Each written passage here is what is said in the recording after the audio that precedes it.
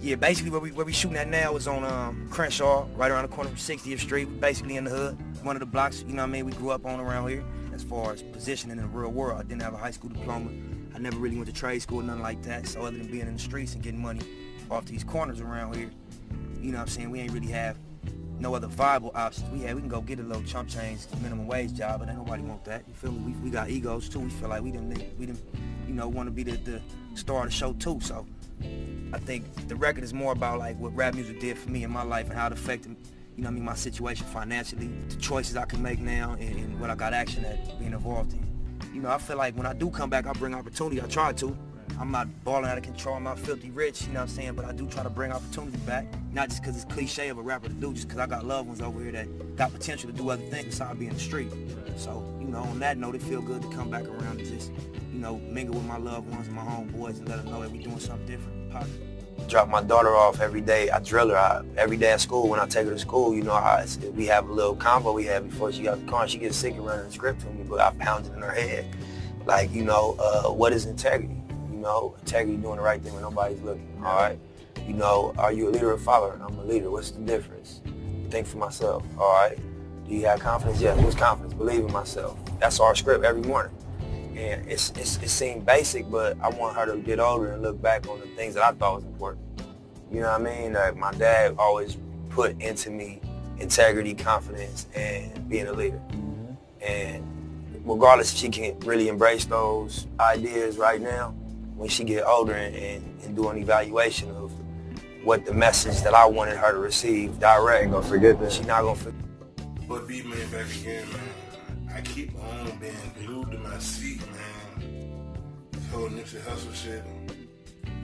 Because just like the Tupac shit, it's so many, it's leaving questions, it's leaving holes to the story that the public is never going to know the true story. It's the close family, friends, and the high-ups, they got the camera footage from the front of the store. People been asking for weeks and weeks, where's the camera footage? Where's the camera footage from the front of the store? All we seeing is from the far, you know, from across the street or wherever the camera come from. But so many questions, man. Like, it's just crazy, like, the guy who was...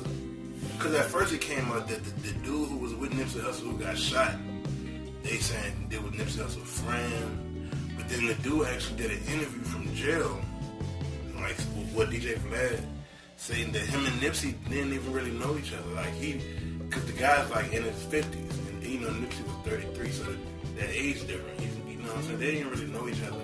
And he was locked up for over 20 years. So how can they would have met? He said before he got out, you know, Nipsey was just a fucking adolescent.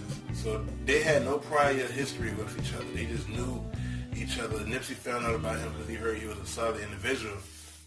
And that's why Nipsey was out there that fateful day that got him killed, you know. So the dude, he recently got released from jail, finally. I'm not sure if he's paralyzed.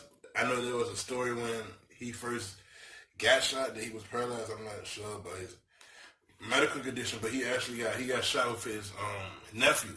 In an interview, he said that like Nipsey just came out there off the strength. Like that shows what kind of dude Nipsey was. He heard about him. He was solid. Want to get him some clothes. He didn't actually just get out of jail. He was out of jail for about 6-7 months. So like the news got it all confused and conflicted. But the other thing is like, why was Nipsey even out there with no security? Like his security was nowhere near. Like I heard that sometimes like Nipsey would just do something in the spur of the moment and he wouldn't tell nobody. He'll just go and do it. And I know he felt like he was, you know, safe in his city, in his hood. But like I've been having so many debates with my friends. I'm like, if you are, I don't care where you feel like you're from, your hometown, you know, like where you grew up with, people who know you, not everybody's going to love you. I'd say 90 to 85% of the people, they proud of you because, you know what I'm saying, you made so much of stuff, they seen you came from nothing, and they glad, but you, like, let's think about it this way. He employed, like, supposedly the reason why he got killed was because he employed a lot of felons that can't have guns, can't be around guns.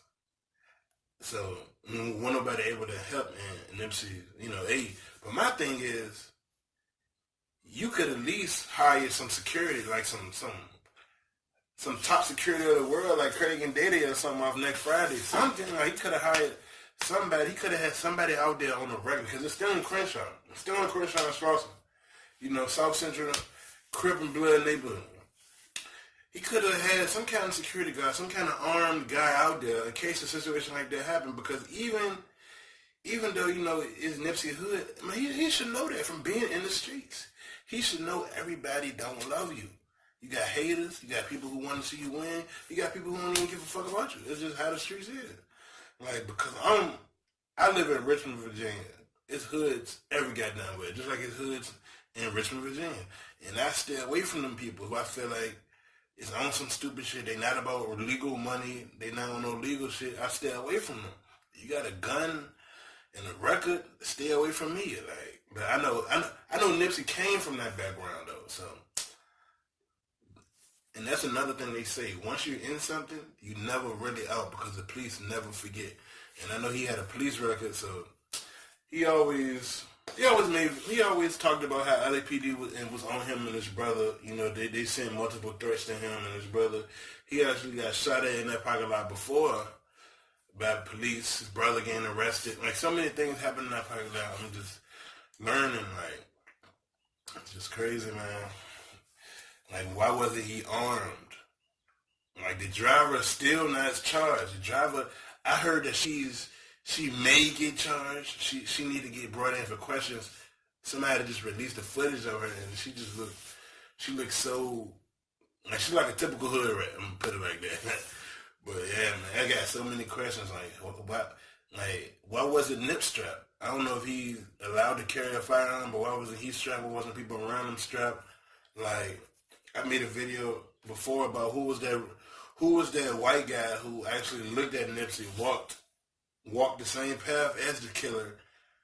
Like, it's so many questions. Like, and some people were saying that Nipsey not even dead, but until I find some undeniable proof about that, I'm not even gonna speak on that. But yeah, like what y'all really think about this shit? I appreciate all the new subscribers. Hope y'all keep tuning into my videos. What do y'all think about this shit? What are there any other questions that y'all just want to know? Like, any questions like about this whole Nipsey situation, like that you want to know that's unanswered? Y'all talk about it in the comment section, man. We can talk about this shit together, man. It's your boy BMO.